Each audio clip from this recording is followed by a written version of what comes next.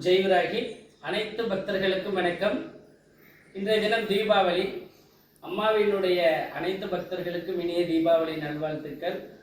எல்லா குழந்தைகளும் ரொம்ப நல்லா இருக்கணும்.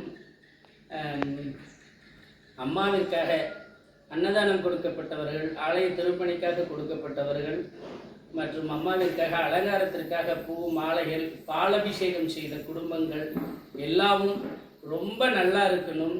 அம்மாவினுடைய புகழை உலகம் புறம் கொண்டு செல்லக்கூடிய ஏழை எளிய பக்தர்கள் எல்லாருமே மேலும் உயர்ந்து வரணும். உலகமெல்லாம் இருக்கக்கூடிய வாராகி பீடாதிபதிகள் அனைவரும் ரொம்ப நல்லா இருக்கணும். இனிய தீபாவளி நல்வாழ்த்துக்கள். ஒன்றிணைந்து அன்னையினுடைய நாமம் உலகிற்கு புகழ்பாடச் செய்வது அம்மாவினுடைய பிள்ளைகளினுடைய மிகப்பெரிய கடமை. அந்த கடமையினுடைய நோக்கமாக ஒவ்வொரு வருடமும் அடியெடுத்து வைத்து அன்னைக்கு நடக்கப்படக்கூடிய இந்த தீபாவளி திருநன்னாளில் எல்லாரும் நல்லா இருக்கணும், எல்லா வகையிலையும் நல்லா இருக்கணும்னு சொல்லி நான் அன்போடு கேட்டுக்கிறேன். இன்றைய தினம் ருத்ரசாம்பல் பூஜை வருடத்தில் ஒரு முறை வரக்கூடியது. அம்மா தன் பக்தர்களுக்காக தவம் இருந்து தன் பிள்ளைகளை பார்க்கக்கூடியது.